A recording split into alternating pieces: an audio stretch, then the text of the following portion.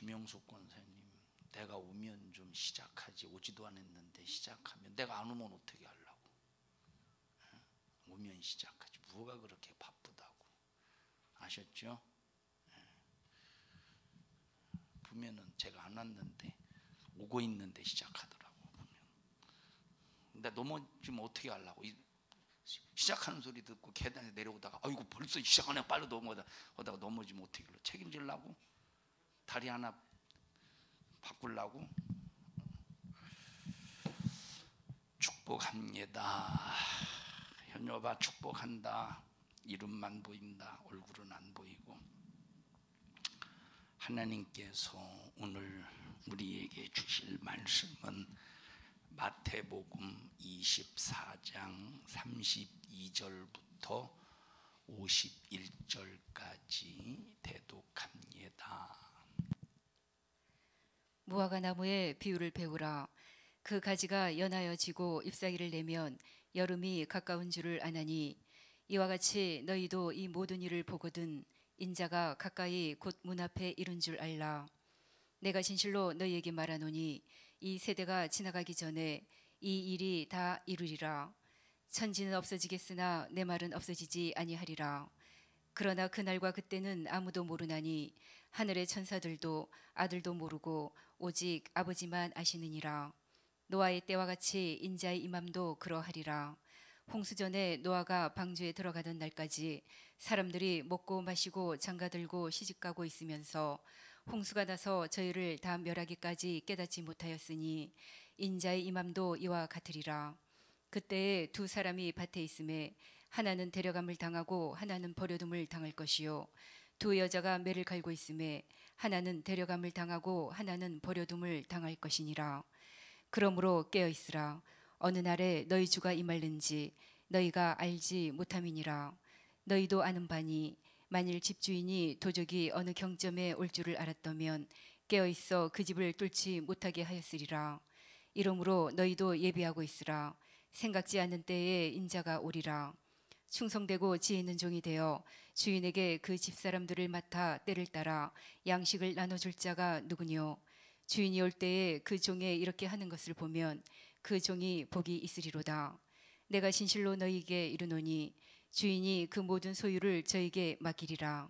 만일 그 악한 종이 마음에 생각하기를 주인이 더디 오리라 하여 동무들을 때리며 술 친구들로 더불어 먹고 마시게 되면 생각지 않은 날 알지 못하는 시간에 그 종의 주인이 이르러 어미 때리고 외식하는 자에 받는 율에 처하리니 거기서 슬피 울며 이를 갈미 있으리라. 아멘. 예수 재림의 사건과 신자와 성도의 관계라고 하는 이 제목으로 여러분과 함께 또 말씀을 나누면서 한 사람도 나와 우리 성도들이 말세 진말에 탈락되는 탁슈가 되지 않기를 바라고, 끝까지 신앙생활 잘해서 주님 앞에 서는 그날에 잘 왔다, 내가 많이 기다렸다 하는 주님의 목소리를 꼭 들을 수 있기를 주님의 이름으로 축복합니다. 오늘 32절부터 이제 개괄적인 설명을 하고, 개괄적인 설명이 끝나면 다음 주나 다다음 주부터 또 이제 본격적으로 32절부터 말씀을 또 우리가 들으면서 구체적으로 은혜를 받겠습니다. 본문을 한 절 한 절씩 읽어가면서 우리 한번 이해해 보겠습니다. 32절, 33절 보십시다. 시작. 무화과 나무의 비유를 배우라. 그 가지가 연하여 지고 잎사귀를 내면 여름이 가까운 줄을 아나니, 이와 같이 너희도 이 모든 일을 보거든 인자가 가까이 곧 문 앞에 이른 줄 알라. 무화과 나무 잎이 다 피게 되면 더 이상 필 잎이 없지 않습니까? 그러니까 무화과 잎이 다 피면 이미 더 필 잎사귀가 없듯이 때가 가까운 줄 알라 하는 말씀인데, 나중에 구체적으로 이 말씀에 대해서 여러분에게 설명을 해드리겠습니다만, 하나님의 일은 무화과 나무 잎이 피듯이 다 피어서 이제는 더 이상 필 것이 없도록 하나님의 말씀은 그대로 이루어져 오고 있음을 말해주고 있습니다. 그래서 인자가 문 앞에 왔다는 사실을 알면서 너희는 정신을 바짝 차려라. 그러니까 지금 예수님께서 무화과 나무에 관해서 비유로 말씀하시면서 무화과 나무 잎이 다 핀 것처럼 무화과 나무를 보면서 너희들이 생각하고 깨달을 것이 뭐냐? 말세 종말의 때가 가까웠다 라고 하는 것을 깨달으라는 말입니다.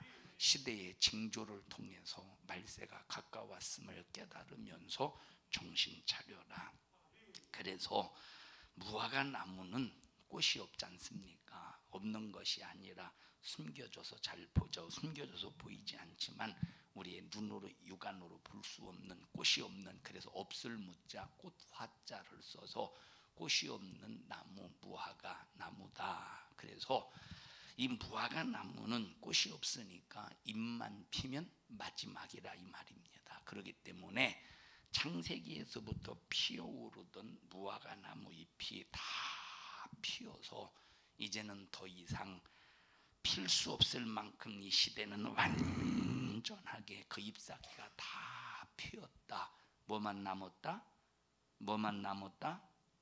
이제 심판만 남았다. 세상의 모든 것이 다 이르렀다 하는 것을 말해주고 있습니다. 다시 말하면 창세기에서부터 무화과 나무 잎이 피기 시작하듯이 인류 역사가 피기 시작해서 지금 마지막까지 필 모든 잎이 다 피었다. 남은 것은 심판이다. 남은 것은 이제 모든 세상의 끝만 남았다 하는 것을 예수님께서 지금 경고하고 계신다 이 말입니다.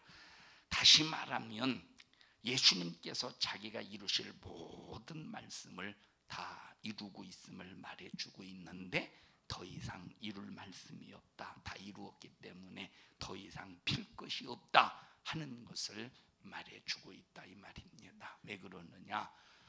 성경을 보면 태초에 말씀이 계시니라. 이 말씀이 하나님과 함께 계셨으니 이 말씀이 곧 하나님이시니라. 그가 천지를 창조하신 모든 목적을 완벽하게 다 이루시고 지금은 이제 주님의 재림밖에 남지 않았습니다. 만물을 지으신 목적과 인간을 창조하신 이 목적이 창세기 1장에 드러나고 창세기 2장에 드러나고 창세기 3장에 드러나고 있습니다.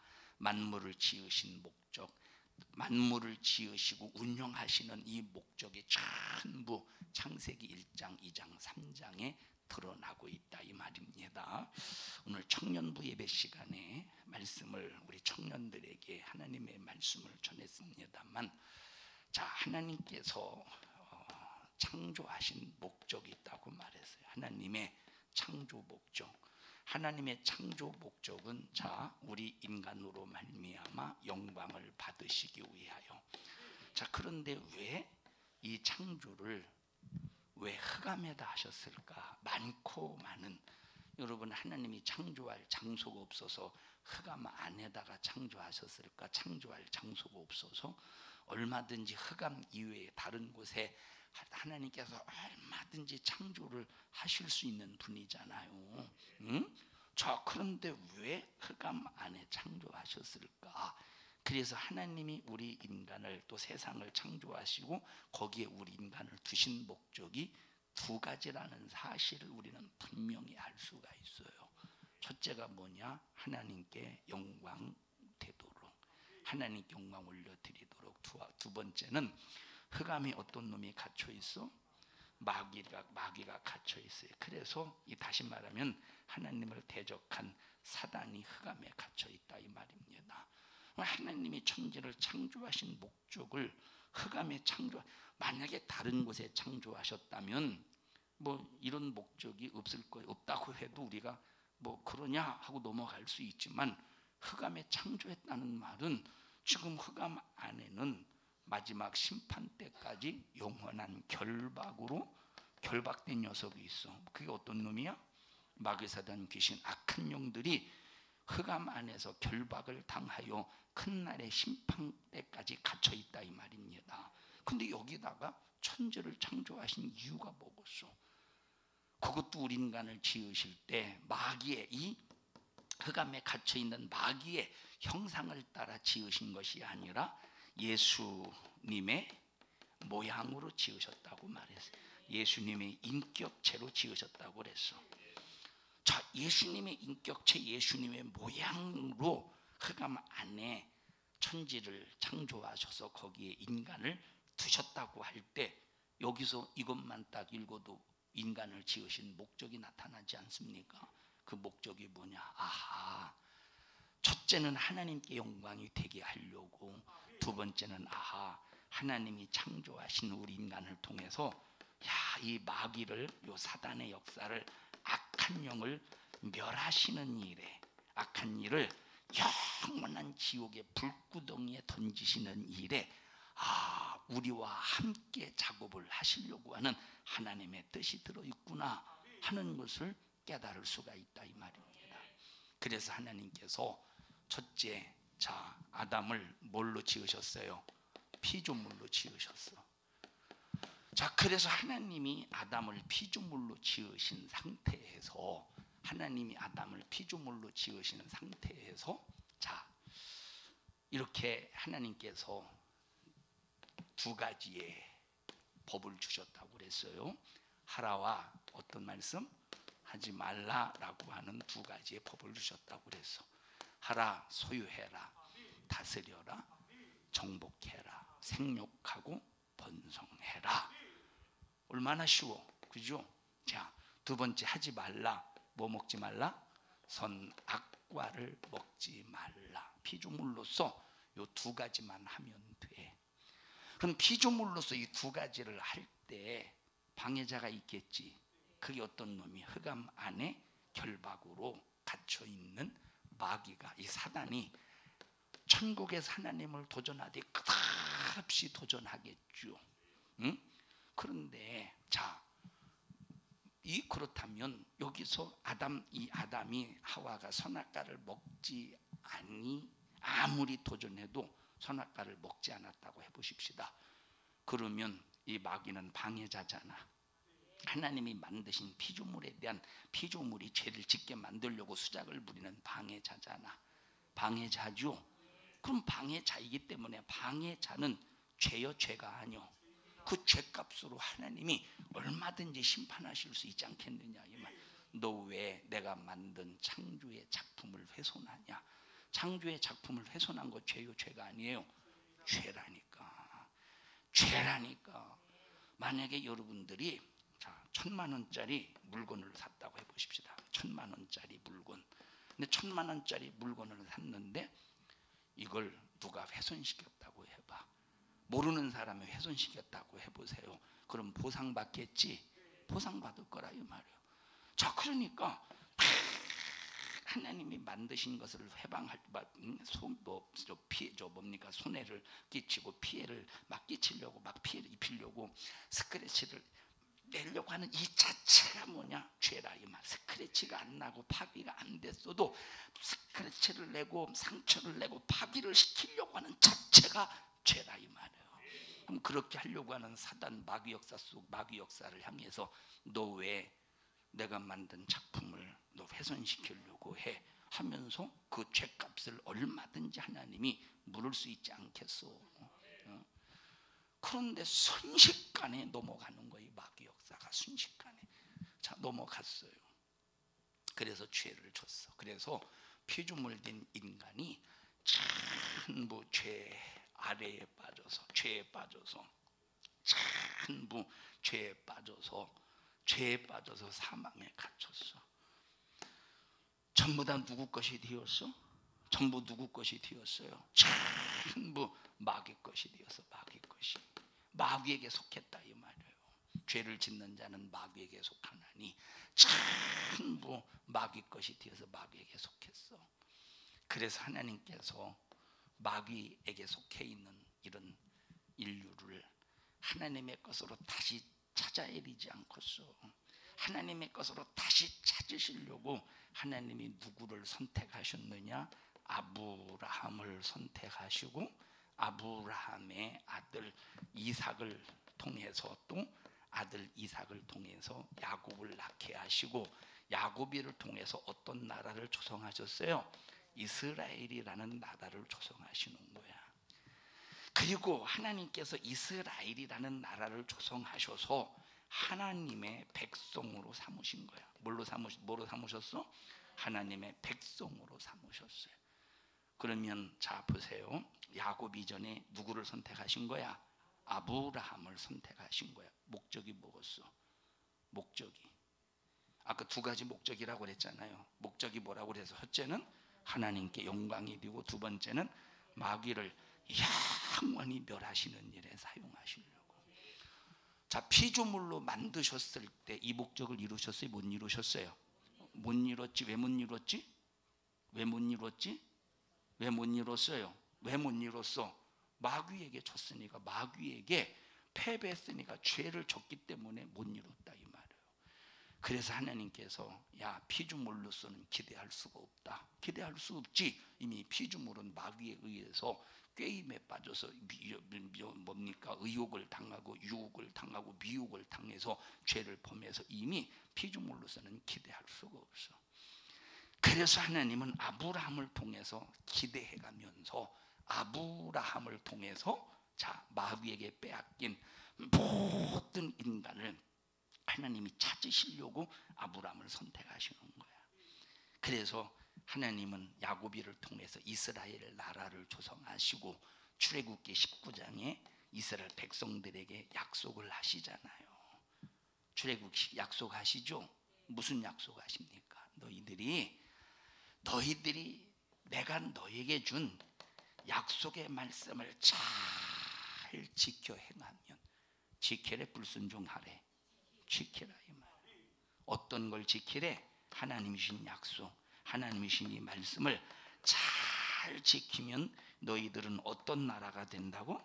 제사장 나라가 된다 그랬어. 그리고 거룩한 뭐가 된대?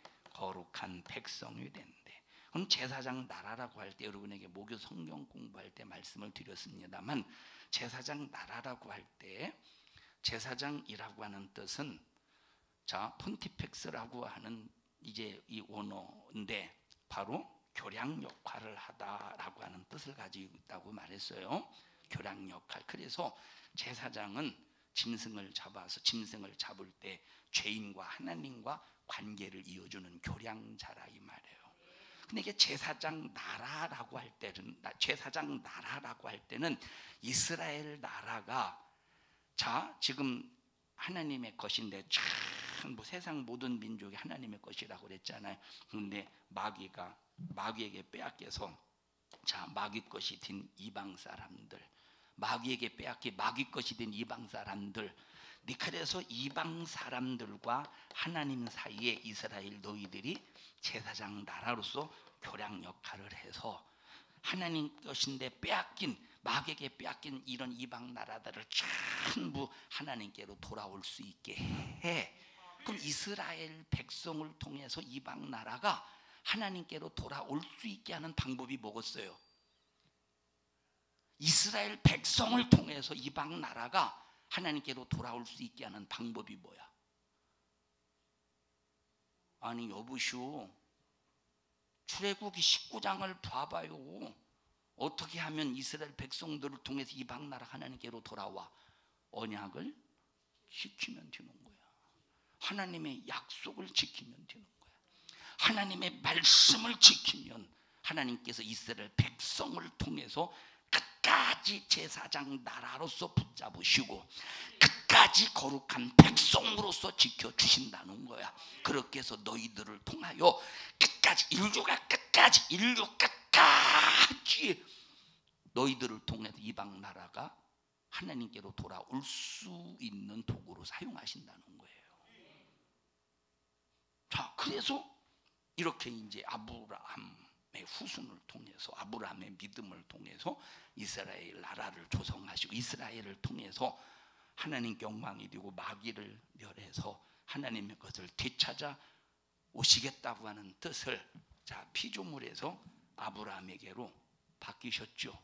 왜 바뀌었지? 피조물이 제대로 하나님의 뜻을 이행하지 못하니까 이 뜻이 어디로 옮겨졌어? 아브라함에게 옮겨졌어요.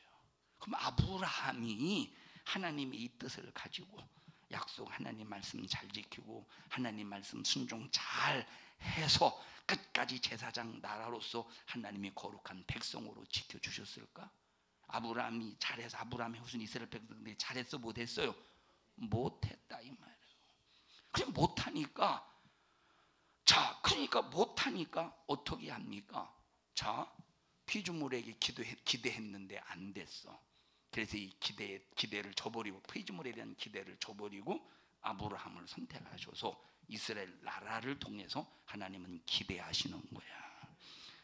자, 지금 이스라엘 백성들 과거에 바벨론의 포로로 붙잡혀 가게 했죠. 아수르에 의해서 북이스라엘이 멸망당했죠.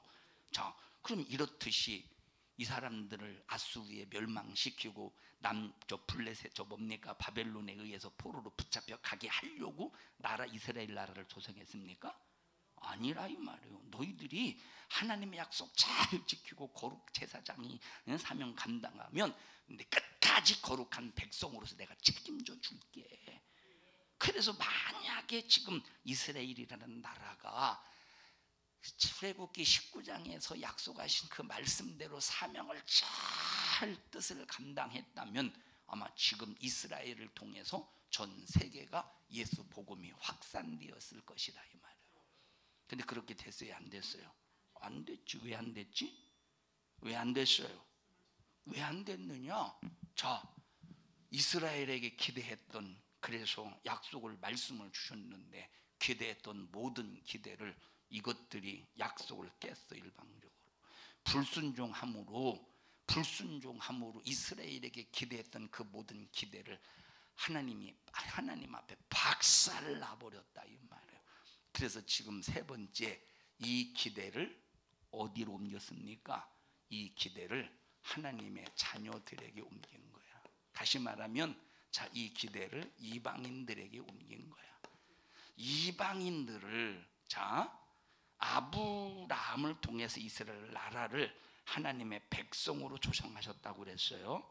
근데 이제는 이 이스라엘 백성들이 이 일을, 하나님의 뜻을 이루지 못하니까 이방인들에게 뭘로 삼으셨어? 하나님의 자녀로 삼으셨어요. 이방인들에게 하나님의 자녀로 삼으셔서 이제는 이 자녀를 통해서 이 목적을 이루려고 하시는 거야. 첫째는 하나님께 영광이 되고, 두 번째는 하나님의 자녀를 통해서 마귀 사단을 멸하시는 일에 사용하기를 원하신다 이 말. 다시 말해요. 첫째, 피조물을 통해서 기대하시는 거야. 하나님께 영광이 되고 마귀 사단 귀신을 멸하는 일에 사용하시려고 뜻대로 됐어요? 안 됐어요? 안 됐어요. 하라라고 하신 말씀대로 했더라면, 하지 말라라고 하신 말씀대로 하지 않았더라면, 하지 말라 하신 말씀대로 하지 않았더라면 하나님의 뜻은 피조물을 통해서 이루셨을 텐데 그게 안 된 거야. 하나님 잘못이 인간 잘못이요. 그럼에도 불구하고 하나님은 포기하지 아니하시고, 인간이 잘못했는데도 불구하고 하나님은 포기하지 아니하시고, 죄인 중에서, 마귀 것에서, 죄인 중에서 하나님은 일방적으로 아브라함을 부르셔서 이스라엘 나라를 조성하셔서 이스라엘을 통해서 기대하시면서 하나님께 영광이 되고 마귀를 멸하시려고 작정하셨다 이 말이에요. 작정하셨다 이 말이에요. 작정. 그래서 신명기 32장에 보니까 하나님께서 쫙 읽어보십시다. 신명기 32장.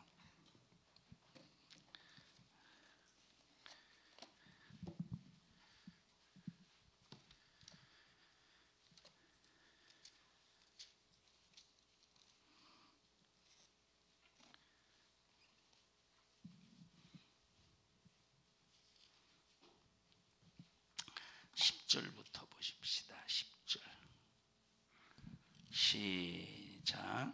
여호와께서 그를 황무지에서 짐승의 부르짖는 광야에서 만나시고 호위하시며 보호하시며 자기 눈동자 같이 지키셨도다. 하나님께서 이스라엘 백성들을 애굽에서 건져내시고 광야에서 인간이 살 수 없는 광야에서 지키시고 보호하셨습니다.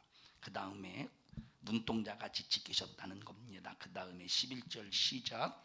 마치 독수리가 그 보금자리를 어지럽게 하며 그 새끼 위에 너풀거리며 그 날개를 펴서 새끼를 받으며 그 날개 위에 그것을 엎는 것 같이 여호와께서 홀로 그들을 인도하셨고 함께한 다른 신이 없었도다. 여호와께서 그로 땅에 높은 곳을 타고 다니게 하시며 밭의 소산을 먹게 하시며 반석에서 꿀을 굳은 반석에서 기름을 빨게 하시며 소의 젖 기름과 양의 젖과 어린 양의 기름과 바산 소산의 수양과 염소와 지극히 아름다운 밀을 먹이시며 또 포도즙의 붉은 술을 마시우셨도다. 그러한데 여수르니 살찜에 발로 찼도다. 네가 살찌고 부대하고 윤택함에 자기를 지으신 하나님을 버리며. 자, 여기 보셔요. 하나님께서 이렇게 이스라엘 나라를 조성하시고, 이거는 이제 하나님께서 모세에게 앞으로 이스라엘 백성들의 미래를 보여주시는 거예요. 에? 하나님은 전지하셔서 이스라엘 백성들의 내일 미래를 아시잖아. 그러면서 니들이 내가 너희들에게 이런 약속을 했지만 너희들은 이렇게 내 뜻을 저버리고, 내가 너희들에게 이렇게 먹이고 입히지만 너희들은 나의 사랑을 저버리고 이렇게 우상 숭배하고 너희들은 마귀에게 네 모든 인생을 빼앗길 거야. 마귀에게 네 인생을, 네 정신을, 내 생명을 내어줄 거야 하고 미래의 일을 모세의 예언을 통해서 말씀하시는 거야. 그러면 이 예언의 소리를 들으면 즉각 하나님 앞에 무릎 꿇고 회개하면 하나님, 그 예언이 이루어지지 않게 해주세요. 그 예언이 이루어지지 않게 해주시고 끝까지 하나님의 은혜를 알고 출애굽기 19장에 말씀하신 이 말씀의 축복이 이루어질 수 있게 기도했다면 인생을 바꿀 수 있지 않겠느냐 이 말. 환경을 바꿀 수 있지 않겠느냐 이 말이에요. 하나님의 자녀들은, 하나님의 백성들은 얼마든지 기도를 통해서 바꿀 수가 있는 거야. 그게 권세라 이 말이에요. 그게 권세야 그것이. 예? 지금 하나님이 이렇게 먹이시고 입히시고 보호하셨는데, 그래서 여술은, 이건 이스라엘 나라를 여술은 이렇게 해서 하나님의 은혜로 살쪘다는 거야. 그런데 어떻겠습니까? 살찐 이스라엘이 앞으로 어떻게 된다는 거예요? 살찐 이스라엘이. 여술은이 15절부터 시작. 그러한데 여수르니 살찜에 발로 찼도다. 네가 살찌고 부대하고 윤택함에 자기를 지으신 하나님을 버리며. 자, 이것이 이스라엘 백성들이 앞으로 하나님 앞에 저지를 죄에 대한 예언이라 이 말이에요. 예언이 그러면 딱 들려줬으면 어떻게 해야 돼? 하나님 앞에 무릎 꿇고 회개하고 하나님 앞에 이런 일이 미치지 않도록 하나님, 출애굽기 19장에 있는 말씀이 이루어질 수 있도록 나를 지켜주세요 하면서 얼마나 몸부림을 치면서 기도해가면서, 왜 알려주셨으니까 방비할 수 있잖아. 이 말씀, 어차피 나는 저주받게 되어 있어요. 연속에. 그리고 저주받으면 되었어. 우리는 하나님의 자녀 되는 권세, 하나님께서 백성으로 하나님의 백성을 삼으셨다는 것은 하나님이 책임을 져주겠다는 거야. 그러면 기도해서 회개하고 나오면 이런 일들이 미치지 않겠지. 이게 막을 수 있는 게 기도고 권세라니까. 근데 이스라엘 백성들은 이런 모세의 예언의 소리를 듣고도 전혀 가나안 땅에 들어가면서부터 온갖 죄악을 저지르면서 여기서 돌아서려고 하지를 않는다 이 말이에요. 그리고 뭐라고 말했습니까? 여기 17절 16절인가? 16절 시작. 그들이 다른 신으로 그의 질투를 일으키며 가증한 것으로 그의 진노를 격발하였도다. 그들은 하나님께 제사하지 아니하고 마귀에게 하였으니. 누구를 섬겨야 돼? 하나님을 섬겨야 되는데 누구를 섬겼다는 거야? 마귀를 섬기고 마귀에게, 너희들이 앞으로 하나님을 섬겨야 될 자들이 마귀를 섬기고 마귀를 제사하게 될 것이라는, 그러면 하나님이 그 사람 이스라엘을 그렇게 하도록 만든다는 겁니까? 하나님이 이렇게 요수론을 살찌게 했는데도 불구하고 하나님의 은혜를 잊어버리고 마귀에게 제사한다는 소리입니까? 전자요 후자요? 후자잖아. 하나님이 이 사람 이스라엘을 그렇게 만든다는 소리가 아니라 나는 너희들을 지키고 너희들을 보호하고 너희들을 인도하고 너희들을 책임짓는데 그것으로 너희들은 살찌웠는데 오히려 그것이 하나님을 떠나 마귀를 제사하고 마귀를 섬기고 마귀의 것으로 다시 돌아가 버린다는 것을 예언하고 있다 이 말이에요. 응? 이해하십니까? 그러니까 하나님께서 이 이스라엘에 대해서도 기대하시겠어 안 하시겠어? 이스라엘에 대해서 기대하시겠어 안 하시겠어? 안 하신다 이 말이에요. 그럼 지금의 하나님의 기대는 누구에게 기대하는 겁니까? 우리 하나님의 이방인 하나님의 자녀들에게 이 뜻을 돌리시는 거예요. 피조물에게 두셨던 뜻을 피조물이 감당하지 못하니까 어디로 돌렸어? 아브라함의 후손 이스라엘 나라에게 기대하셨어. 이 기대대로 하나님의 기대대로 이뤘어요. 이것들이 이뤘어 안 이뤘어? 어디로 돌렸어? 하나님 이방인으로서 하나님의 자녀에게 기대를 돌린 거야. 그럼 지금 봐봐. 하나님의 자녀들이 하나님 앞에 이런 기대에 만족시키고 있는가? 하나님의 자녀들이 지금 하나님의 자녀들이 기대에 만족하고 있습니까? 하나님의 자녀를 통해서 하나님께서 이 기대에 만족하고 있습니까? 아니잖아요. 지금 하나님은 피조물을 지으실 때부터 마지막 심판 때까지 인간들로 말미암아 아주 속썩이기로 작정된 분과 같이 얼마나 속썩는지를 모르고 있다 이 말이에요. 자, 이거야 두 개. 하나님의 영광을 위해서 악한 마귀에서 단 귀신을 멸하시는 일에 우리 인간을 쓰시려고. 그런데 참 그 뜻을 저버렸네. 이스라엘 나라 그 뜻을 저버렸네. 하나님의 자녀들 그 뜻을 저버리고 있네. 하나님의 자녀들 그 뜻을 저버리고 있다 이 말이에요. 그래서 지금은 이제 보세요. 이제는 하나님의 자녀들에게 기대를 했는데 지금 기대할 수 있어 없어? 기대할 수 없다니까. 그러면 이제는 하나님의 뜻을 어디다가 하나님의 뜻을 또 어디다 둘까? 하나님의 뜻을 어디다 두겠을까? 어디다 하나님의 뜻을 지금 둘 곳이 어디겠어 지금? 응? 자, 피조물에게서 하나님의 뜻을 돌이켜서 이스라엘 나라에게 두었어요. 이스라엘 나라가 감당하지 못하니까, 이스라엘 나라가 타락하니까, 이스라엘 나라가 하나님의 은혜를 잊어버리고 마귀를 제사하니까 하나님의 뜻에 기대가 사라져. 더 이상 기대할 수가 없어. 그래서 어디에다가 기대를 해? 하나님의 자녀들에게 기대를 했어. 근데 지금 하나님의 자녀들이 하는 짓을 봐라. 이 말이 하나님의 자녀답게 살고 있는가? 하나님의 자녀답게 첫째, 하나님의 자녀로서 영광을 돌리고 있는가? 두 번째, 하나님의 자녀로서 마귀 사단 귀신을 멸하는 일에 마귀 사단 귀신을 멸하는 일에 살고 있는가? 응? 마귀 사단 귀신 쫓아내면 잘못됐다고 이단이라고 사입이라고 정죄나 하려고 하지. 귀신 쫓아내면 뭔가 잘못됐다고나 말하지. 귀신 쫓아내서 말라고 하지.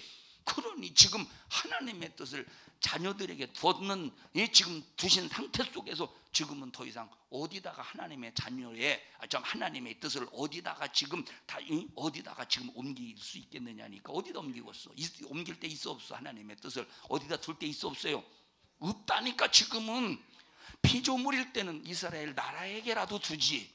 이스라엘 나라가 안 될 때는 하나님의 자녀에게라도 두지. 근데 지금은 하나님의 자녀들이 멸망에 가증한 것에 의해서 이스라엘이 그렇게 하나님의 은혜를 입고 하나님 앞에 그렇게 사랑받고 보호받아도 귀신을 섬기듯이 마귀를 섬기듯이 마귀에게 제사하듯이 하나님의 자녀들이 믿음의 본질을 잊어버리고 하나님을 잊어버리고 하나님께 영광을 올려드리지 않고 전부 예수 믿는 목적을 자기 육체의 소욕의 목적을 두고 자빠져 있다니까.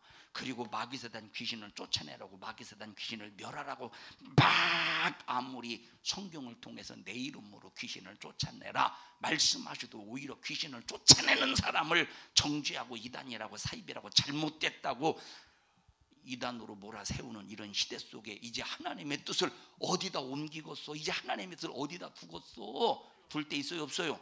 없다니까. 지금 하나님의 자녀들에게 하나님의 뜻을 둘 곳이 있는가 찾아보시오. 하나님의 자녀들을 찾아봐.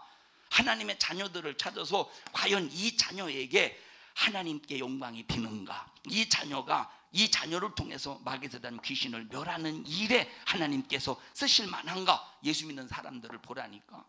하나님 영광이 되고 있습니까? 안 되고 있다니까. 마귀사단 귀신을 쫓아냅니까? 안 쫓아내고 있다 이 말이에요. 그럼 하나님의 뜻을 어디다 두고 더 이상 둘 데가 없어. 그러면 마지막 뭐만 남은 겁니까? 이제는 심판만 남은 거예요. 그래서 지금은 때가 가까웠다는 거예요. 때가 임박했다 이 말이에요. 지금은 영적인 논리로 확실하잖아요. 때가 임박했다는 것이 영적인 논리로 때가 임박했다는 것이 확실해. 더 이상 기대할 곳이 없다니까. 여러분 한국뿐만 아니라 전 세계 기독교 소망 없습니다. 얼마나 소망이 없느냐? 확실히 소망이 없어요. 어디 소망을 두겠어? 어디 믿는 사람끼리 서로 사랑이 없어 싸우지, 대적하지, 네가 잘했네 내가 잘했네, 자기가 옳다고 자기가 맞다고 주장만 할 뿐이지 다른 사람의 잘못을, 허다한 죄를 사랑으로 덮으려고 하지를 않는다 이 말이에요. 교리의 잣대로 정죄나 하고, 교리의 잣대로 비판이나 하고, 교리의 잣대로 이단으로 막 이단 사냥이나 했었고, 죽음 하나님의 자녀들을 보라니까. 하나님의 자녀는, 하나님의 뜻은 하나님의 자녀들을 통해서 너 잘못된 사람 정죄해, 잘못된 사람 심판해. 하나님의 자녀들을 통해 잘못된 사람을 정죄하고 잘못된 사람을 비판하라고 하신 것이 아니야. 네가 하나님의 약속을 굳게 붙잡고 예수의 십자가의 피의 공로로 생명을 얻었다면 하나님께 영광이 돼. 네가 예수의 피의 공로로 구원 받았다면 그걸로 하나님께 영광을 올려드려.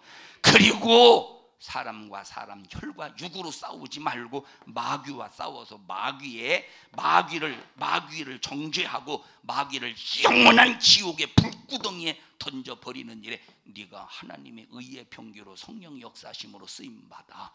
이게 하나님의 뜻이고 하나님의 목적인데, 지금 하나님의 자녀들에게 하나님의 이런 뜻을 하나님의 자녀들에게서 찾을 수 있는 하나님의 자녀들이 있는가 봐라 이 말. 있는 것 같아요, 없는 것 같아요? 없다니까.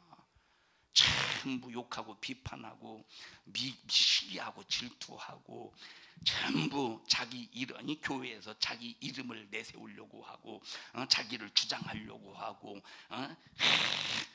우리는 여러분이 교회에서 내 의를 나타내려고 하는 게 아니라 오직 모든 영광 하나님만 받으시도록, 내가 욕을 먹어서 하나님 영광을 받으실 수 있다면 내가 욕을 먹게 해주세요. 이런 정신 가지고 신앙생활해야 그에게서 하나님의 뜻이 이루어지는 것이고, 그에게서 하나님의 뜻이 발견되는 것이고, 그에게서 하나님의 뜻이 나타나는 것이지, 이렇게 하나님의 자녀들을 통해서 하나님의 뜻이 발견되는 사람들이 얼마나 되겠느냐니까.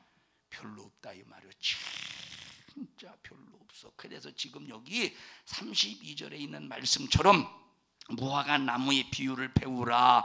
그 가지가 연하여지고 잎사귀를 내면 여름이 가까운 줄을 아나니. 자, 나중에 자세하게 말씀을 드리겠습니다만, 자 보셔요. 자, 성경에 이제 무화과 나무의 비유를 통해서 예수님께서 말세에 대해서 진단을 하십니다. 자, 그러면 무화과 나무의 그 무화과 나무를 통해서 여름이 될 때는 종말의 때를 말해 주는 거예요. 나중에 자세하게 말씀드릴게요. 자, 무화과 나무를 통해서 우리가 시대를 진단할 때 여름이 가까운 줄 알라. 잎사귀를 낸다고 그랬어요. 그럼 이때는 종말의 때야. 그럼 가을은 언제일까? 가을은 심판의 때라 이 말이에요. 가을은 심판의 때. 그럼 지금 어떤 때래 예수님께서 지금 무화과 잎이 읽어보셔요. 다시 32절 시작. 무화과 나무의 비유를 배우라. 그 가지가 연하여 지고 잎사귀를 내면 언제 가까운 게? 여름이. 그럼 언제 가까웠대? 여름이 언제야? 심판이요? 종말이야? 종말이라 이 말이에요. 여름이 가까웠다는 말은, 잎사귀를 내서 여름이 가까웠다는 말은 언제의 때야? 종말의 때라는 거야. 그럼 종말의 때, 자 그러면 종말의 때 예수님께서 이 말씀을 하신 지 2000년이 지났어요. 2000년이 지난 지금은 종말의 때에 가장 심판의 때가 가까운 때, 종말의 때의 끝자락이야. 지금이 바로 그때라 이 말이에요. 그때 임박한 때, 심판의 때가 임박한 때, 주님의 재림의 때가 임박한 때. 그래서 무화과 나무의 잎사귀를 보고 말세가 가까운 줄 알라는 거예요. 나중에 자세하게 오늘은 이제 개괄적인 설명을 하는 겁니다. 그러면 무화과 나무가 뭐냐라고 할 때 이스라엘을 비유적으로 말하는 거예요. 이스라엘을 비유적으로 말하는 거야. 그러니까 여러분 지금 나와 여러분들이 신앙생활 할 때 어영부영 신앙생활에서는 절대 안 되는 거예요. 항상 심판을 생각할 수 있어야 되고, 항상 내용의 때를 생각할 줄 아는 우리 성도들이 되기를 주님의 이름으로 축복합니다. 자, 여름이 돼서 잎사귀가 폈어. 그러면 여름이 뒤어서 잎사귀가 폈는데, 그러면 여름 딱 지나면 잎사귀를 못 낸다고 하셔요. 여름이 지나면 잎사귀를 못 내. 그럼 잎사귀를 못 내면 어느 때임을 말해주는 거야? 심판의 때, 완전히 끝을 말해주고 있다니까. 그래서 여기 여름이 가까운 줄 알아라. 심판이 가까운 줄 알아라. 그러니 여러분 보십시다. 우리 예수 믿는 사람들은 정신 바짝 차려서, 자, 하나님의 아들을 세상에 보내신 목적이 우리를 멸망에서 구원하시기 위해서, 그 다음에 하나님의 아들이 이 땅에 오신 목적이 마귀의 일을 멸하러 하시려고. 자, 그러면 나와 여러분들을 하나님의 자녀로 삼으셔서, 멸망에서 구원하셔서 하나님의 자녀로 삼으신 이유가 뭡니까? 첫째, 피조물이 해야 될 일을 피조물이 하지 못했어. 두 번째, 이스라엘 나라가 해야 될 일을 이스라엘 나라가 하지를 못했어. 그래서 하나님의 자녀에게 뜻을 돌리셨다 이 말이에요. 처음에는 아브라함을 통해서 이스라엘 나라를 조성하셨잖아요. 이스라엘 나라를 통해서 하나님의 뜻을 기대하셨는데 감당 못하니까 하나님의 뜻을 어디로 돌이키셨어? 하나님의 자녀들에게 돌이키셨어. 이방인들을 하나님의 자녀로 삼으셔서. 그러면 이제 하나님의 자녀로서 하나님께서 거듭나셨는데 자녀에게 기대를 하실 거 아니에요. 근데 자녀까지 그 뜻을 저버리면 기대하고서 못하고서 못한다는 거예요. 하나님의 자녀로서 하나님의 뜻을 저버리면 더 이상 기대할 수가 없다는 거예요. 그럼 기대하지 못하면 뭐만 남어? 심판만 남는 거예요. 그래서 이제 남은 거라고는 뭐밖에 없느냐? 예수님의 재림밖에 없다는 것을 여기 32절 34절을 통해서 말씀해 주고 있는 거예요. 이해하십니까? 그래서 여러분 보십시다. 지금은 32절 33절을 보면 참, 때가 임박했다. 무화과 나무는 이스라엘을 비유하신 겁니다. 그럼 자, 이스라엘이 잎사귀를 내면 이스라엘의 복음이 들어가면 그게 여름이라는 거야. 여름이 언제야? 이 여름이 언제예요? 이스라엘이 복음이 들어갈 때, 그때가 여름이라는 거예요. 그래서 나와 여러분들이 정신 바짝 차려서 이 시대의 흐름을 봐. 지금 복음이 어떻게 흘러가고 있는가. 돈의 흐름을 보는 사람은 그 돈의 흐름을 따라서 돈을 벌 수가 있죠. 우리는 세상의 돈의 흐름은 못 봐도 복음의 흐름을 볼 수 있어야 돼. 복음의 흐름을 보면 지금이 어느 때인가를 우리가 알 수 있잖아요. 어느 때인가를 지금 알 수가 있다니까. 자, 보셔요. 복음의 흐름을 보십시다. 복음의 흐름. 자, 예루살렘에서부터 복음이 시작이 됐죠. 예루살렘에서부터 복음이 시작이 됐습니다. 그렇게 해서 자 안디옥 이방 나라의 이방 지역에 최초로 세워진 교회 안디옥 이제 복음은 자 안디옥 시리아 안디옥입니다. 여기 비시디 안디옥도 있는데 시리아 안디옥. 자 1차 전도행, 2차 전도행, 3차, 4차, 5차 전도 여행 사도 바울이 계속 다녔잖아요. 자 그런데 사도 바울이 아시아 쪽으로 이렇게 가려고 해서 아시아 쪽으로 가려고 하다가 저 마게도냐 사람이 자기에게로 오라고 손짓을 하는 환상을 보잖아요. 그래서 아시아로 가려고 했던 방향을 틀어서 어디로 갔죠? 유럽으로 갔어요. 그래서 복음이 이렇게 유럽으로 흘러서 유럽에 복음이 전파가 되잖아요. 유럽의 복음이 증거가 되잖아요. 그래서 자 유럽의 복음이 사도 바울을 통해서 증거가 돼서 이 유럽에 예수의 복음을 모르는 나라가 있습니까? 없다 이 말이에요. 그렇게 해서 자 유럽의 복음이 들어갔죠. 그렇게 해서 실크로드를 타고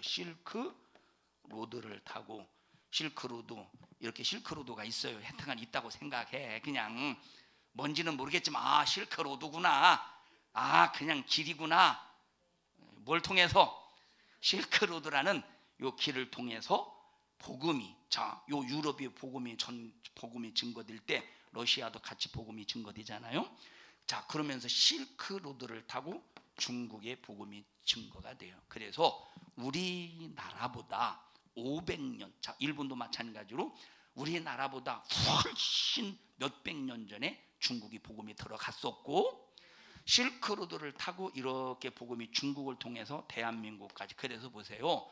우리나라에 자 어떤 사람이 우리나라가 복음이 언제 들어왔느냐? 아펜젤로와 언더우드를 통해서 그때 처음으로 복음이 들어온 게 아니라 과거에 조선시대인가 그때 복음이 들어왔다는 거예요. 그때. 자 보세요. 이 실크들을 타고 복음이 이렇게 들어왔다니까. 그렇게 들어와서 실크들을 통해서 중국이 복음이 증거되고 우리나라가 복음이 증거되고 또 우리나라 바로 전에 일본이 복음이 증거되고 그런데 자 중국의 복음이 공산주의를 통해서 이제 사장이 되고 일본은 예수의 복음이 여러 가지 또 미신 이런 우상 숭배 이런 것들 사장이 되고 그래도 그나마 복음이 왕성된 민족이 어떤 민족이에요? 우리나라지. 자 유럽의 복음이 실크로드를 타고 어디로 왔어? 아시아로 왔어. 응? 자 그러면서 이 아시아의 복음이 자 이 유럽에서 어디로 건너갔느냐? 실크로드를 타고 아시아로도 오고 저 어디로 또 갔어요? 미국 아메리카 쪽으로 갔다 이 말이에요. 그런데 실크로드를 타고 복음이 들어온 이 중국과 아시아 이쪽에는 어느 시간이 지나니까 이것이 뭐라고 말할까? 그냥 사라져 버렸어. 그런데 그러다가 미국 아메리카를 통해서 우리나라의 복음이 다시 들어왔다 이 말이에요. 복음의 역사가 다시 시작이 되었다 이 말. 이렇게 복음이 우리나라로 들어왔다가 이 복음이 다시 어디로 갑니까? 어디로 갔어요? 아프리카로 복음이 간 거야. 그러면 지금 아프리카의 복음을 보세요. 아프리카의 복음이 정상일까? 지금 아프리카의 복음은 토속신앙과 섞여서 전혀 걷잡을 수 이게 토속신앙인지 성경인지 걷잡을 수 없을 정도로 순수 복음을 가지고 있는 신앙인들을 찾아볼 수가 없어 지금 아프리카는. 그런데 예수의 복음은 듣긴 들었어. 아이티 같은 경우는 뱀을 믿는 종교입니다. 뱀신을 섬기는 종교. 근데 기독교의 목사도 주일 예배 드리고 뱀신에게 가서 제사를 지낸대. 이런 개 같은 짓이 어디 있어? 그게 목사요? 뭐요 도대체? 뱀 선지자요? 뭐요 이것이? 자, 그러니까 지금 이런 상황을 봐라 이 말의 상황. 자, 그러면서 마지막 이렇게 왔던 이 예루살렘, 이 마지막에 처음에 증거되었던 이 복음이 다시 이제 예루살렘으로 지금 향해 가고 있다 이 말이에요. 예루살렘을 향해 가고 이때가 이제 마지막 잎사귀가 필 여름이라는 거야. 지금 상황을 봐. 그러면 이스라엘의 복음이 지금 들어가고 있다는 거. 이스라엘의 복음이 지금 들어가고 있다는 이 상황을 여러분들이 인지할 때, 아, 이제는 완전히 끝이구나. 완전히 이제는 끝이구나. 그러면 우리가 정신 차려야 되겠어. 아니면 그냥 흐느적하니 그냥 신앙생활 아무렇게나 해야 되겠어요. 정신 차려야 되는 거예요. 흐느적 아무렇게나 신앙생활하면 안 된다니까. 여러분 보셔요. 길 가다가 보면 이거 있잖아. 이거 알죠? 막 바람 들면 막 바람, 누가 잘하고 누가 키빼기 큰 뭘 또 주인은 고개를 숙, 누가 널 시킬 줄 알아? 주의 안 시켜 김주희를 시키지. 이리 와봐. 해봐 한번. 약간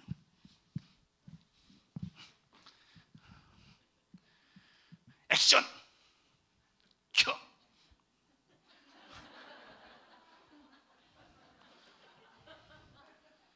그건 술 먹고 뭔가 좀 이렇게 정신 나간 사람이 하는 짓인데, 지금 저렇게 흐느적거릴 때가 아니라니까. 정신 바짝 차려서 믿음을 지킬 때라 이 말이에요. 믿음을 지킬 때. 그러니까 구약 성경에 하나님의 아들을 보내신다고 하는 이 아브라함과 하신 약속이 2000년이 지난 다음에 예수님이 이 땅에 오셨어요. 2000년이 지난 다음에 예수님이 이 땅에 오셨어. 자, 마리아의 태를 통해서 이 땅에 왔어요. 마리아의 태를 통해서 예수님이. 자, 그리고 우리를 위해서 십자가에 달려서 고난을 받으시고, 고난을 받으신다고 하시더니 역시 십자가의 고난을 받으시고 피 흘려 죽으시고 모든 일을 이루시고 승천하시기까지 지금 2000년의 세월이 흘렀죠. 지금 예수님이 피 흘려 죽으시고 부활 승천하신 다음에 2000년의 세월이 흘렀죠. 땅끝까지 증인 되리라고 말씀하시더니 세계 열방에 지금은 복음이 안 들어간 곳이 없다 이 말입니다. 이북은 우리보다 먼저 복음이 들어갔어요. 그래서 평양 대부흥운동 이런 소리 자주 들어보셨죠? 자, 그러니까 보세요. 중국도 우리보다 훨씬 먼저 복음이 들어갔습니다. 지금 이 시대의 복음이 안 들어간 이 말씀이 다 이루어졌으니 이제는 예수님의 재림밖에 안 남았다는 것을 우리는 말씀을 통해서 시대를 보고 이걸 현실적으로 피부로 느껴가면서 항상 긴장하며 신앙생활해야 돼요. 그래서 성경에, 자, 다시 읽습니다. 32절 시작. 무화과 나무의 비유를 배우라. 그 가지가 연하여지고 잎사귀를 내면 여름이 가까운 줄을 아나니. 여름이 가까운 줄 알아라. 이제 종말의 때라는 거예요. 이제 가을이, 여름이 지나고 가을이 되면 이제 심판의 때. 그러면 무화과 나무가 잎사귀를 내고 열매를 맺고 하는 이 과정을 통해서 아, 이게 종말의 때, 이것이 종말의 때다, 심판의 때다 알 수 있지 않겠습니까? 이건 나중에 더 자세하게 말씀을 그때 말씀을 드릴 겁니다. 자, 그러니까 보세요. 무화과 나무 잎이 연하여지고 잎사귀를 내면 여름이 가까운 줄 알라 했으니 지금은 이렇게 때가 임박했음을 여러분들이 인식하면서 함부로 아무렇게나 신앙생활 하다가 마지막 최후에 절망적인 인간 되지 말라 이 말. 그래서 때로는 육체는 불편해도, 육체는 손해가 봐, 육체가 손해를 봐도, 육체가 때로는 불편해도 이것 때문에 신앙생활만큼은 절대 좌절해서는 안 돼요. 영혼의 때에 대해서 우리는 절대 기회를 놓치면 안 된다 이 말에. 33절 보십시다. 시작. 이와 같이 너희도 이 모든 일을 보거든 인자가 가까이 곧 문 앞에 이른 줄 알라. 인자가 가까이 문 앞에 이른 줄 알라는 말은 뭐가 가까웠다는 거야? 심판이 가까웠다는 거예요. 잎사귀가 연하여지고, 무화과 나무 잎이 연하여지고 잎사귀를 내면 여름이 가까운 줄 알아. 그때 이제 인자가 문 앞에 이른 줄 알아. 심판의 때가 이른 줄 알라는 거야.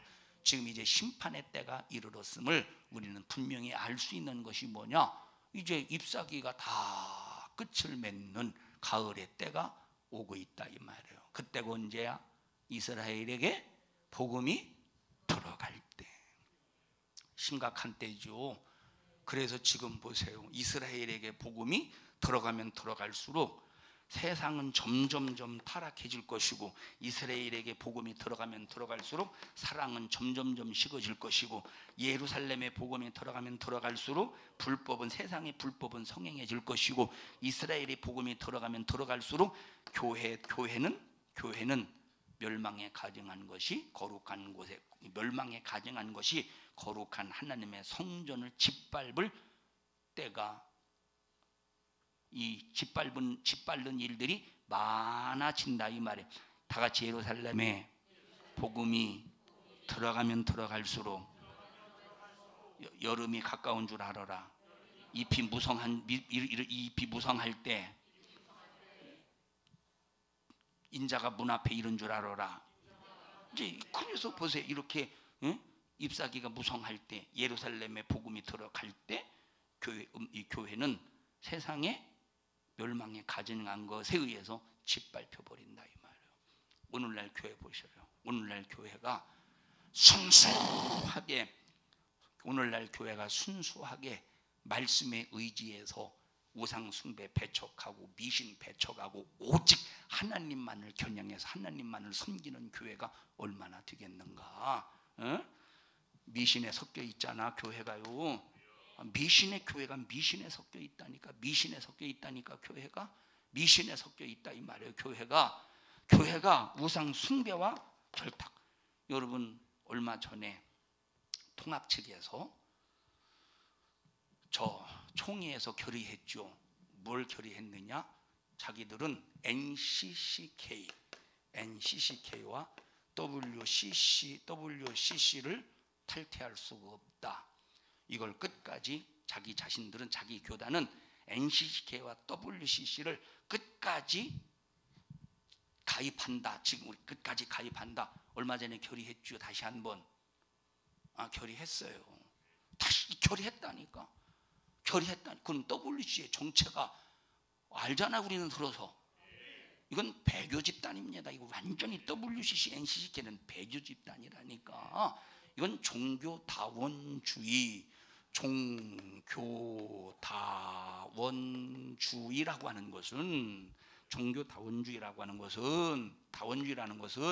다른 이방 종교에도 구원이 있다라고 하는 이론이야. 다른 종교에도 구원이 있다고 하는 주의가 종교다원주의예요. 그러니까 WCC는 불교도 인정하고, WCC는 미신도 무당도 인정하고, 이슬람도 인정하고, 이게 인정하는 거야. 이 WCC가 NCCK도 마찬가지로. 그러면 복음적인 집단입니까 이것이? 자, 한국에 자기들 말로는 대표적인 교단이래. 자기들 말로는 무슨 자기가 대표적인 교단이라고 자기가 대표적인 교단입니까? 여러분, 자기들 말로는 대표적인 교단이라는 그 교단이 WCC 탈퇴 않는다고 NCCK하고 총회에서 결의했다 이 말이에요. 그러면 교회 안에 뭐가 존재한다는 거야? 우상 숭배와 미신과 귀신의 역사가, 교회가 존재한다는 거예요. 그럼 멸망에 가증한 것이 교회를 짓밟지 않고서, 거룩한 교회를 멸망에 가증한 종교다원주의라고 하는 이름 하에서 예수라고 하는 타이틀을 가지고 짓밟지 않고서, 종교다원주의라는 타이틀을 가지고 예수라는 이름으로 거룩한 교회를 짓밟고 있지 않느냐 이 말이에요. 그러니 보세요. 그 안에서 신앙생활하는 성도들 봐요. 얼마나 불쌍한가. 본인들은 그 안에 있기 때문에 모르겠죠. 왜? 목사님들이 WCC 가입을 한 상태에서, 자, 우리 교단이 큰일 났습니다. 어떻게 하면 좋습니까? WCC를 탈퇴 안 했으니 하는 사람이 많겠어. WCC를 옹호하는 사람이 많겠어. 솔직히 말해서 옹호하는 사람이 많겠지. 그럼 이 시대를 봐봐. 완전히 지금 이 시대는 보세요. 예루살렘의 복음이 많이 들어갈수록, 이 교회는 우상 숭배 역사 속에 짓밟힘이 심하다는 거예요. 강하다는 거예요. 많다는 거야. 그럼 지금 이런 시대 속에서 우리가 신앙생활할 때 어떻게 신앙생활해야 되는가에 대한 답이 나오잖아요. 자, 그러면 누가 누구를 정죄하겠습니까? 이런 보세요. 자, 교단 같은 사람들이, 이런 교단 같은 사람들이 우리 같은 정말로 오직 복음으로, 아까 얘기했죠, 하나님의 영광을 위하여 마귀사단 귀신의 역사를 멸하는 일에, 죽을 때까지 하나님 앞에 쓰임받는 일에 이거를 기쁨으로 알고 사명을 감당하는 사람들을 이제는 그것들이 이단으로 우리를 정죄해 버린다 이 말이에요. 이럴 때 여러분들이 신앙생활 끝까지 할 수 있습니까? 이럴 때 신앙생활 끝까지 할 수 있느냐 이 말이에요. 100명이, 자 1000명이, 만 명이 여러분 하나를 딱 놓고, 10,000명 여러분 하나를 놓고 전부 다 이단이다, 잘못됐다 할 때 여러분들이 확실한 믿음의 복음 말씀을 가지고 분별해서 나는 잘못된 게 아니야, 말씀 위에서 하나님께서 그렇게 말씀 위에 서 있을 수 있도록, 말씀 위에서 정말로 신앙생활 할 수 있도록 오늘까지 나를 연단시키시고 말씀을 가르쳐 주시고 말씀을 알게 하시고 말씀을 깨닫게 해주셨어. 10,000명이 아무리 여러분을 향해서, 그것도 믿는 사람들이 여러분들을 향해서 그거 잘못된 이단이라고 정죄할 때 그래도 끝까지 흔들리지 않고 믿음을 지킬 사람들이 얼마나 되겠어요. 말씀이 분별이 안 되면 안 되는 거예요. 그러면 이 사람들이 진짜 순수한 복음의 사람을 이단으로 정죄할 때 이 사람들도 말씀을 가지고 정죄하겠죠. 근데 이 사람들은 말씀을 가지고 정죄하는 게 아니야. 사실을 뭐로 정죄하고서 뭐로 정죄하고서 자기가 사람이 만든 교리로 정죄해요. 그러면 이것이 교리, 사람이 만든 교리인지 아니면 순수한 하나님의 말씀인지 이걸 분별해야 돼. 이걸 여러분들이 확실히 말씀을, 순수한 하나님의 말씀을 확실히 가지고 있어야 되는 거예요. 확실히 가지고 있어야 돼. 확실히 가지고 있어야 돼. 이걸 확실히 가지고 있지 못하면, 자 여러분 보세요. 세상의 지성인들이, 여러분 보십시다. 누가복음에 보면 예수님이 열매 없는 무화과 나무 저주하셨죠. 그런데 거기 예수님께서 뭐라고 말씀하셨습니까? 무화과 열매가 맺히지 못한 이유가 뭐라고 그랬어요? 아직 때가 안 되어 있기 때문에. 자, 예수님께서 저주하신 이유가 뭐예요? 예수님이 열매를 찾으신 이유가 뭐야? 시장하셔서. 때가 안 되었어. 시장하셨어. 근데 때가 안 되었는데 시장하다고 무화과나무를 저주했다 이 말이에요. 예수 안 믿는 불신자의 지성인들이 이 말씀을 가지고 뭐라고 비아냥거리느냐. 자, 이때가 언제냐면 예수님께서 유월절 어린 양이 되어서 십자가에 피 흘려 죽기 4일 전이야. 4일 전. 그러니까 예수 안 믿는 불신자들은 십자가 사건을 앞에 놓고 예수님께서 스트레스를 받아서 성질 나가지고 무화과나무를 저주했다는 거예요. 아, 웃어봐요 좀. 기가 막힌 일이지. 기가 막힌 일이지. 기가 막힌 일이지.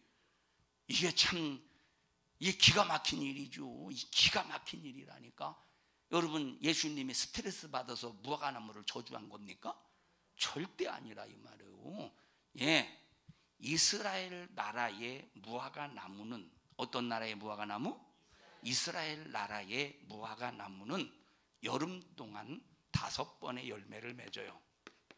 자, 여름 동안 5번의 열매를 맺는데 맨 처음에 맺는 열매가 어떤 열매냐? 그걸 파게라고 말해. 파게는 뭐냐면, 자, 조그만한 거예요. 딱 시퍼래가지고, 이건 연글지 않는 이 파게가 있습니다. 근데 이 파게는 열매인데 이거는 먹기가 그렇게 단맛도 없고 그냥 맛이 떨떠름하고, 그런데 이 파게를 따줘야, 파게를 따줘야. 자, 파게 다음에, 그럼 파게가 열린 다음에 몇 번의 열매를 맺어요? 4번의 열매를 맺는데, 이 4번에 맺는 열매를 테헤라라고 그래. 테헤라. 뭐라고 그래? 테헤라라고 그래. 테헤라. 그러면 보세요. 여기, 자, 파게라는 열매를 따줘야 무슨 열매가 맺느냐? 테헤라라는 열매가 맺어진다. 이걸 따주지 않으면 안 돼. 그래서 이 파게라는 열매는 이거는 아무나 따먹을 수 있도록 공개된 열매야. 아무나. 그러면 예수님께서 무화과 나무에서 열매를 찾을 때는 언제 걷어? 그러면 자, 시기적으로 언제 걷어? 자, 6월절 바로 전이라고 시간을 계산이 나오잖아요. 자, 그러면 이스라엘 달력으로 6월절은 1월이죠. 이스라엘 달력으로 6월절은 1월이지만 그 1월을 우리나라 시간대로 계산하면 7월이야. 그럼 7월이면 언제야? 여름이요. 그러면 자, 요때가 뭐냐? 이 6월절 요때가 뭐냐? 테라가 열릴 때가 아니라 뭐가 열릴 때예요? 파게가 열릴 때라 이 말이에요. 에? 만약에 파게가 열리지 않으면 테라도 열리지를 않아. 이해하셨어요? 그러면 보세요. 예수님께서 파게를 찾았어. 이것은 테라를 찾았다는 게 아니요. 여기에서 뭘 찾았대? 파게를 찾았대. 그러면 파게가 열릴 때 열리지 않을 때야? 열릴 때지. 파게가 열릴 때 열리지 않을 때야? 열릴 때라니까. 뭘 보면 알아? 뭘 보면 알아? 6월절이라고 해주세요. 뭘 보면 알아? 6월절 바로 6월절 며칠 남았어? 앞으로 4일 남았으니까 잎사귀가 있다는 건 뭐가 있다는 거야? 뭐가 있어야 된다는 거야? 파게가 있어야 된다는 거예요. 자, 시장하셔서 파게를 찾으려고 했더니 있어 없어? 파게가 없다 이 말이에요. 열매를 따고자 했지만 파게가 없다 이 말이에요. 그러면 이 나무는 파게가 없는 이 나무는 내버려 두어도 다음에 테라가 열려 안 열려? 안 열리지. 그럼 기대할 수가 있어? 기대할 필요 있어 없어? 없지. 파게가 열리지 않으면 테라도 열리지 않는다 이 말이에요. 그러니까 이미 너는 열매가 없기 때문에 내가 너를 그냥 놔둬도 너는 테라는 열매를 열 수가 없기 때문에 너는 기대할 수가 없어. 그래서 예수님께서 저주하시는 순간에 테라에 대한 기대를 할 수가 없기 때문에 그냥 저주해서 죽어버리는 거예요. 그래서 보십시다. 우리는 예수 믿고 처음에도 열매를 맺어야 돼. 어떤 열매? 테라 열매를 맺을 수 있어서 처음 예수 믿어서 신앙생활하는 사람들이 테라는 열매를 맺을 수 있겠어? 못 맺지? 어떤 열매 맺어야 돼? 파게라는 열매라도 맺어야 돼. 그래야 테라라는 열매까지 갈 수 있다 이 말. 그래서 예수 믿고 처음에 예수 믿어도 그 충성이 부족하고 그 충성이 내가 정말로 많은 그 분량 속에서 부족할지라도 내가 충성을 해야 파게라고 하는 충성 파게라도 해야 파괴가 아니요 파괴야. 그런 열매라도 맺어야 어떤 열매로 성장해? 다음에 테라라는 열매를 맺힐 수가 있다 이 말. 자, 그래서 성경에 파괴라는 단어가 나와요. 테라라는 단어가 나와. 자, 그래서 어떤 단어가 나오냐? 벳이라고 하는 말은 도시라는 말이야. 그래서 벳, 파괴. 이걸 잘 발음을 혀를 잘 부드럽게 벳, 파괴. 이걸 부드럽게 해봐. 벳바게라고 하는 나라 도시 나오죠. 자, 벳은 도시라는 말이요. 벳테라라고 하는 걸 부드럽게 얘기해봐. 벳테라, 벳. 뭔가 좀 비슷한 거 머리 안 떠올라요? 벳세다요, 벳세다. 그러면 벳세다라는 말이 자, 벳바게나 벳세다라는 말이 그러면 어떤 마을이라는 것이 상상이 되죠. 어떤 마을이야? 어떤 마을이겠어? 벳세다. 무화과 나무를 재배하는 도시, 이 마을이라는 걸 알 수 있잖아요. 그러니까 이 예수님께서 무화과 나무를 저주하신 것은 그냥 길 가다가 나무 하나가 불쑥 튀어나온 그런 무화과 나무를 저주하는 것이 아니라 무화과 나무를 재배하는 농장에 거기에서 무화과를 찾았는데 만약에 테라를 찾았으면 예수님은 도둑놈이죠. 근데 무엇을 찾았어? 파괴. 근데 파괴는 어떤 거야? 이거는 따줘야. 파괴는 그냥 놔두면 테라를 맺을 수가 없다. 이면 파괴를 따줘야 된다는 거야. 그래서 파괴는 이방인들에게 어떻게 된 거야? 참 지나간 나그네에게 어떻게 된 거야? 공개. 이건 누구나 다 따먹을 수 있는 거야. 그래서 예수님께서 이 무화과 나무의 농장에서 누구나 다 먹을 수 있는 파괴를 찾았는데 있어 없어? 열매가 없다 이 말이에요. 그럼 예수님께서 십자가의 사건을 앞두고 스트레스 받아서 저주한 겁니까? 이 저주한 거요?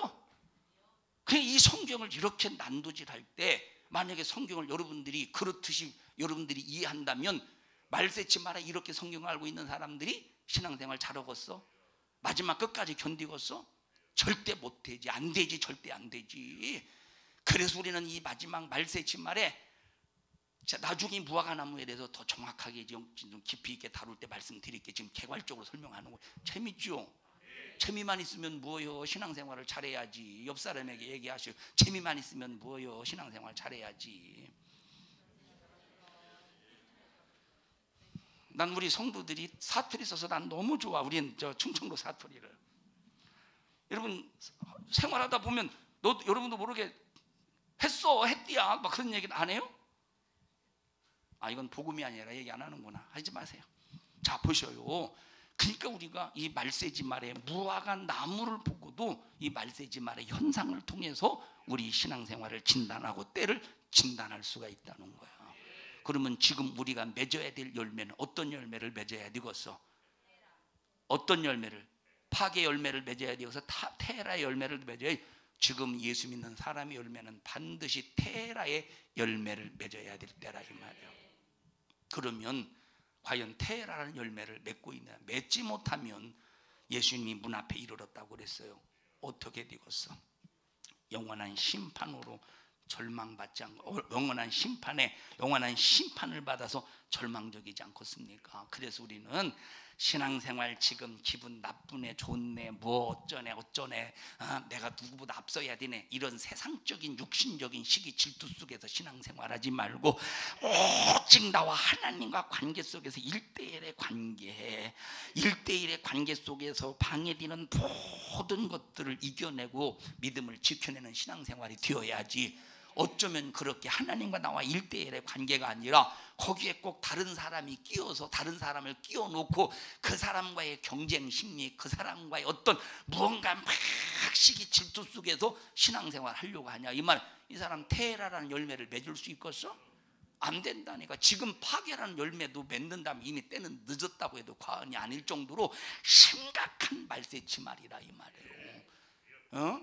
우리 정신 바짝 차려서 아무렇게나 신앙생활 어영부영하지 말고 정말로 순교의 정신 속에서 신앙생활하자 이 말이에요. 만약 하나님 말씀이 6,000년의 역사 속에서 단 한마디의 말씀이라도 거짓말이 있다면 우리 믿지 못할 거 아닙니까? 이것도 거짓말 하냐 하고 우리가 정말로 믿음이 흔들리지 않겠소. 그런데 하나님은 하신 모든 약속은 반드시 이루어지고야 맙니다. 여러분 이스라엘 백성들이 불순종했기 때문에 우리가 하나님의 자녀가 된 거 아닙니다. 이스라엘 백성들이 불순종했기 때문에 하나님의 자녀가 된 겁니까? 아니요. 이스라엘 백성들이 순종 잘하고 그들이 믿음 위에 든든히 서 있다면 그들을 통해서 복음이 전 세계에 왕성해지겠지. 그들을 통해서 복음이 왕성해져서 하나님 자녀가 될 수 있는 길이 열려지겠지. 이해하셔요? 이들에게서의 뜻만, 하나님의 뜻만 빗나갔을 뿐이라 이 말이에요. 여러분 신앙생활 아무렇게나 어영부영하지 말자 이 말. 정말로 아무렇게나 어영부영하지 말자니까. 마태복음 24장 1절부터 31절까지 읽었나 28절까지 읽었죠 지난번에. 자, 28절에 있는 말씀보다 이제 앞으로 여러분과 함께 말씀을 나눌 32절부터 51절까지의 말씀은 더 영적으로 깊이 있는 말씀이에요. 은혜되죠. 개괄적인 설명인데 여러분 빠지지 말고. 아셨죠? 정의자 집사님? 빠지지 마시고 아주 딱 결심을 하시고, 나는 주일 낮 예배, 주일 저녁 예배, 3일 예배, 금요 예배, 금요 부영 예배, 나는 무슨 일이 있어도 안 빠지리라고 딱 결심을 하고 딱 고정을 시키셔요. 예? 정의자 집사님, 이우나 가서 목사님이 밑에 있나 한번 찾아봐. 정의자 집사님 밑에 계속 밑에 쳐도 거기 목사님 거기 밑에 있는가? 딱 결심하시고 신앙생활 해야 되지 않겠습니까? 우리 옆 사람 얼굴 딱 쳐다봐가면서 충청도 사투리를 가지하면서 딱 결심하고 신앙생활 해야 되지 않겠습니까? 시작. 그렇게 해야 되지 않겠어요?